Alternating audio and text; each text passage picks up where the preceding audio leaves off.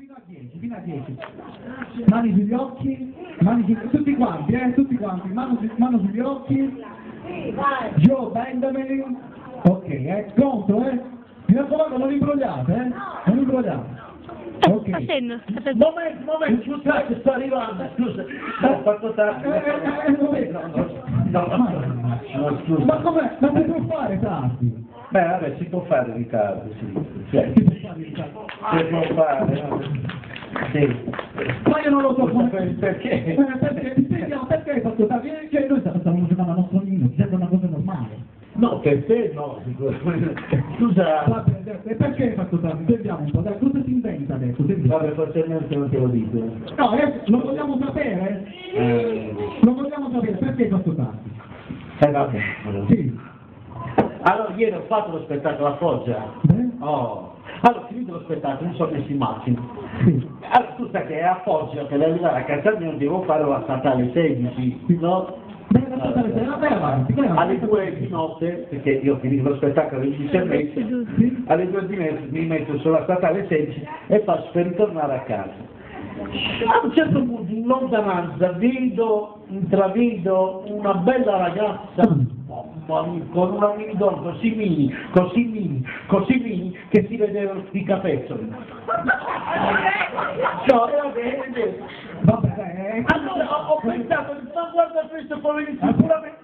Ragazze dietro, potete fare sì, ragazze, potete fare il silenzio? Perché se no non capiamo il ritardo.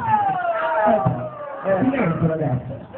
Allora, proseguiamo, aveva questa minigonna, mini. Allora, ho detto, ma tu guarda questa ragazza, sicuramente ha litigato con il ragazzo, i ragazzi ingelosito dopo la discoteca, ha detto, scendi dalla madre, che sai, certi ragazzi sono proprio stronzi, no? E quello l'ha fatto scendere, nonostante faceva caldo, questa poverina probabilmente si era acceso un fuocherello per farsi notare, no?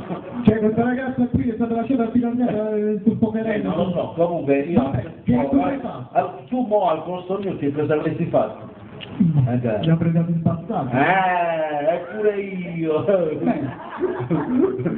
Mi sono fermato, l'ho fatto accomodare, ho messo in moto la macchina e faccio per ritornare sulla strada. No, non lo so, gli occhi miei stavano sempre in mezzo ai siliconi, che mi sembravano 4 e tanti erano grossi, no 2, 4 sì, mamma mia, sudavo freddo proprio, nonostante facesse caldo. Allora ho detto o la va o la spacca. Oh. Gli ho messo la mano in mezzo ai siliconi. No, e lei? E lei mi ha detto, se vuoi puoi anche andare più giù.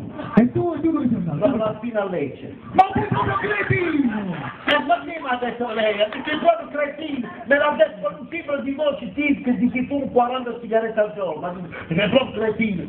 Allora mi ho offeso, allora ho fatto per ritornare indietro, senza proprio niente inconfidenza, niente, io così teso, camminare lì, niente, proprio a farla soffrire, perché tu sai che le donne, quando tu, si dice in italiano perfetto, quando tu le donne le cacchi, quando eviti le donne! Sapete, non si dice, non è bello, tu non... Vabbè, quando le donne, insomma...